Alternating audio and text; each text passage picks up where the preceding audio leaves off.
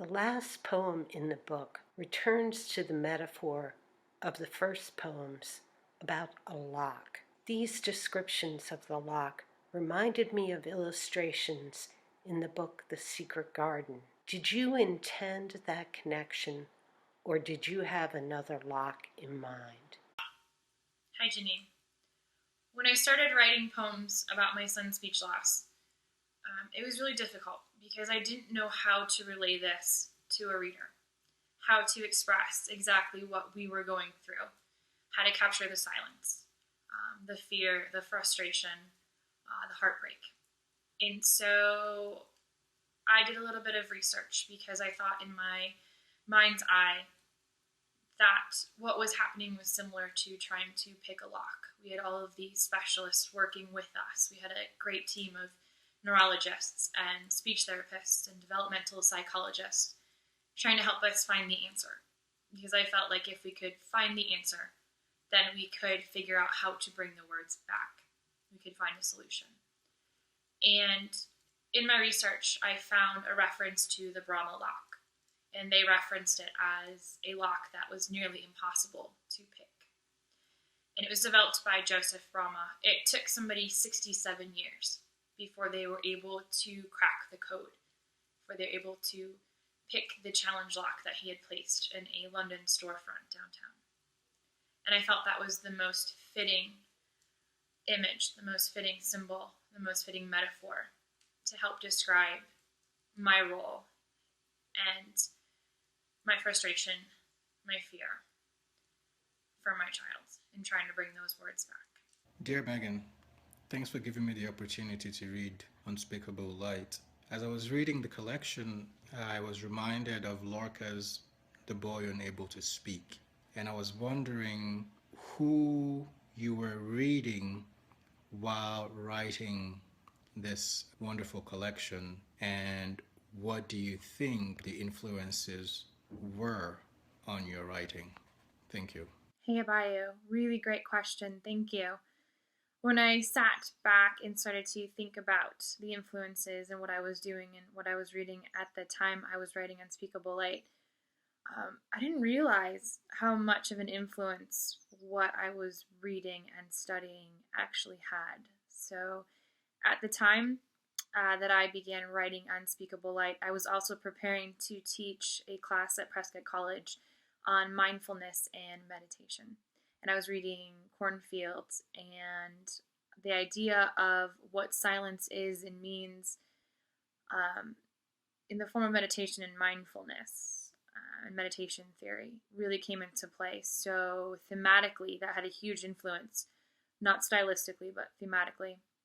And also, I made the choice, the probably odd choice, to teach John Cage to my meditation students silence. And when I went back to look at what I was preparing for the class, it made a lot of sense, and that was a huge aha moment. So thank you for asking that question. But John Cage's silence had a huge influence on what I was writing and feeling and processing at the time. And I pulled one of the quotes that I actually gave. We played this game in my class called What Would John Cage Do? And I had the students write down questions about life, just random questions, and put them in a hat. And in a second hat, I had John Cage quotes, and I had them pick randomly to see how they paired up. And it was a hilarious and wonderful experiment. But one of my favorite quotes, and I think one that really helped define or might clarify your question, is this one here. I'm going to read it. It's, wherever we are, what we hear is mostly noise. When we ignore it, it disturbs us. When we listen to it, we find it fascinating. The sound of a truck at 50 miles per hour, static between stations, rain. We want to capture and control these sounds to use them not as sound effects, but as musical instruments.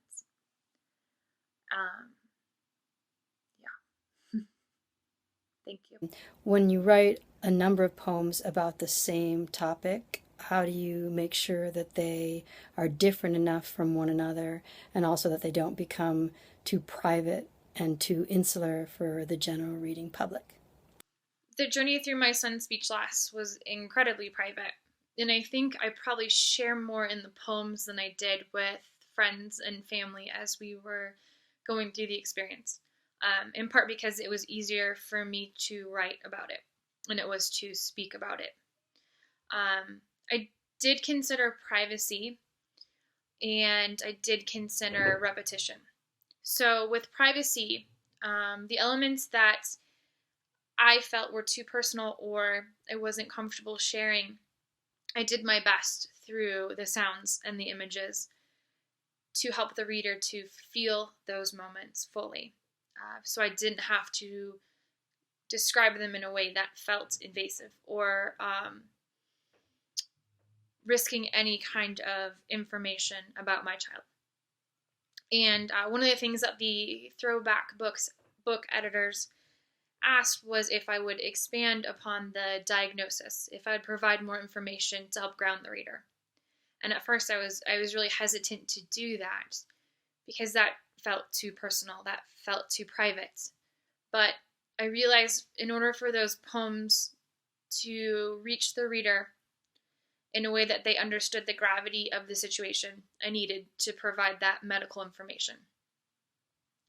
I also considered what my child would think about that or feel about that later on in life. And so I was measured with the amount of information that I did share. As far as risking repetition, the poems unfolded very much so in a way that they are published. And so I didn't really feel that there was a need to filter out a lot of them because they were repetitive, because the poems happened in layers and they happened in the progression in a very organic way. But when I was adding new poems to that, I was looking for different branches, different ways to express, build upon the narrative, and build upon the theme in the music of it to complement what was there and to expand upon what was there at the same time. One of the really beautiful elements to a chapbook, and one of the reasons why I absolutely love writing and reading chapbooks, is the way that they pretty much just hug the reader in this intense, brief way. There are only so many poems, but those poems can really focus in and narrow in upon a single subject and develop it and spend time with it and draw that connection and create that intimacy between the reader and the writer. And so I knew Unspeakable Light was meant to be a chapbook and not a full-length collection. The book explores language, the way language is so important to a writer, the language used by a young child, in particular a child who has abandoned verbal communication. Was this a planned theme, or did the theme evolve as the poems developed over time? The theme very much evolved over time. The original manuscript that I sent to Throwback Books revolved solely upon my son's speech loss. And the editors came back with an email asking if I'd be willing to expand upon the book, which I was really grateful for the opportunity because there was this little part inside of me that kind of knew it wasn't done or I wasn't done with it yet. And so I spent an entire weekend writing. I came up with about 8 more poems to help to expand upon the theme. And those poems are the ones that you're asking about, that involve the shared language between a grandmother and a granddaughter, between a husband and a wife. So very much I expanded upon that theme and it was able to grow into what you have read now. The typeset, or font, is clearly a deliberate poetic device in this book. The delivery, the imperfection, the irregularity, the tone, the way it fades from beginning to end. How did you come up with such a palpable metaphor, a visual accompaniment for your son's journey? What was the process for the production design? Was it a collaborative effort between you and Throwback Books? Hey, Michelle. I'm hopeful that the editors over at Throwback Books will be willing to tackle the portion of your question about the process for production design, and I'm sure they will. I'm C. Vance. And I'm Ray Wood. And we're the editors of Throwback Books, and the first thing we do when we accept a book is to find a typewriter that matches the ethos of the book. So for this one, we chose the Royal Quiet Deluxe, trying not to be tongue-in-cheek about the silence that happens in the book, but it did seem to fit very well. But this was the first book that we used a subtractive printer to cut holes in the cover to make it so that it goes from the darkness of the second page to the lightness of the first page, which we enjoyed the way it looked, but had a lot of technical difficulties with making it, so it's not something we will ever do again. Other than that, we did work with Megan on the fading aspect. When she first submitted it, we went back and forth on how that could happen, and she is going to talk about that as we are done. The idea of the ink fading as the poems progress and as the reader progresses through this journey. I really wanted a way to be able to express how very and how tremendously difficult it was for us to bring the words back.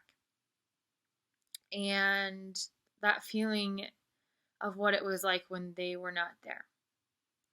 And so I thought, instead of telling the reader, I had to find a different route, because I was already playing so much with the silences that I'd have to find a more unique and creative way so that they could feel it, that they could experience it, and that we can connect on that level. And so I thought about having the ink fade as the reader progresses so that they too have to work to bring those words back. And I'm really grateful to the editors at Throwback Books for taking this on, for taking a chance with it, for realizing my vision and for manifesting and bringing it into the world. When I was researching places to find, to send Unspeakable Lights, I was thrilled, 100% thrilled, so thrilled to find Throwback Books and read about what they are doing. They make the most beautiful, organic, multi-dimensional experiences that are truly art. Did you find the quote by Rebecca Lindenberg first, or did you find it after you had chosen the title for your book? So the quote was actually the last thing that I added to the manuscript. I purchased Rebecca Lindenberg's The Logan Notebooks as a treat to read when I was done writing Unspeakable Light, because I'm such a huge fan of her work. And I found the quote in her poem, Poetic Subjects, and it blew me away. I really wanted to add it to Unspeakable Light because I begin the book with two very abstract poems about the gate and the lock. And I felt that that quote would help to ground the reader immediately into the theme and the idea that I was trying to bring forth through the poems. What was the timeline upon which you wrote these poems? Meaning, were they echoes of your daily life in real time? Something that you wrote about after the events had transpired? Or did you need a buffer, some space to let the experience simmer into a memory before you could write about it? Welcome to our bar. I thought it was appropriate to answer this question about if I was writing in real time or needed a buffer in front of the bar. I don't know, it just makes sense to me. Anyhow, yes, I did write them in real time, which I'm still amazed I was able to do that, because normally I need time to process and I need time to find the images that speak to the feelings and the emotions. And I didn't this time. I was actually writing to both fill and capture the silence. I guess they say when you lose one sense, the others rally and they grow stronger. And so for me, from a poetic sense, when it grew quiet, the images became that much louder and that much clearer and that much more accessible. So I was able to write them in real time. Cheers. Hello, Megan. When we write as parents, we can't help but invade the privacy of our children. and those we write about. So were you at all worried about how you might present your work to your sons someday when he reads this? Great question, Devin. It was a huge concern. Before I started writing these poems, I enrolled in a poetry barn workshop writing about motherhood. And we discussed a lot of the ethics and concerns we had in writing about our children. I read a lot of articles, a lot of poems, and it helped me to find the voice that I felt comfortable sharing. And it helped me to filter the information in a way that both included the reader, but also wouldn't upset my child later in life. And because he's so young, he's only 4, I doubt he'll remember any of this. And it's my hope that when he does read these poems later on, that he'll be able to feel and understand how much love there is, how much compassion there is, how much patience there is for this journey that we've been on together. Please talk about your choice of putting a separation in the book after the poem "A Blackbird Swoops." The decision to break the section after "A Blackbird Swoops" was incredibly deliberate. My name was the last thing to go from my son's diminishing vocabulary. And as a mom, when you become a mom, you lose so much of who you are, and all you hear is mom, mama, mother. And when that left as well, that silence was soul crushing. The poems that transition into the second section are working really hard to come to terms with that, to, in a sense, reclaim that first person identity, to hang on to it, as if taking a picture or a snapshot of it, to be reminded that it's still there. I wanted to find out from you about the speaker in your poems. It seems that you are the speaker. You use I throughout the entire book. But I'm wondering who you're really speaking to in this collection. In other words, are you reassuring yourself as you go through the struggle with your son's loss of language? Are you reassuring the reader? Are you looking for reassurance from the reader, perhaps? Or at some point when your son reads this in the future, I wonder if you're looking to show him just how careful you've been about his development and how concerned. So in other words, the I is not just from you to a reader, but perhaps it's from you 360 degrees to everyone. And what message does that send? Hey, Amy. There's this really great quote by Adrienne Rich. I mean, there are many, but this one I think is quite applicable, and it's, "There must be those among whom we can sit down and weep and still be counted as warriors." I think that helps to answer the audience that I was writing to, and to specifically and directly answer your question, all of the above. I was writing to myself for reassurance. I was writing to my son in the future to record this because he was so young that I don't think that he will remember this journey that we went on, and I wanted him to understand both the struggle and the successes and the love that was there and is there for him along the way in this path. But I was also writing to other mothers, the mothers that reached out to me who had experience with this kind of language loss and language delay. So I was writing to them. And I was also writing with poets in mind, playing with the idea that at its heart, poetry is about connecting with each other. And we can do that in both the silences and the sounds. So, thank you. There are repeated images in the book of birds and wind, gorgeous lines that capture nature. Is there a particular place that you imagine or go to that helps you to draw these images? Because my son couldn't ask for what he wanted, he would get really, really upset. And we'd end up walking around our property for hours in silence. And so many of the images that found their way into those poems were because of the mindful attention, because I was able to see them and hear them without the distractions and the chatter and the noise.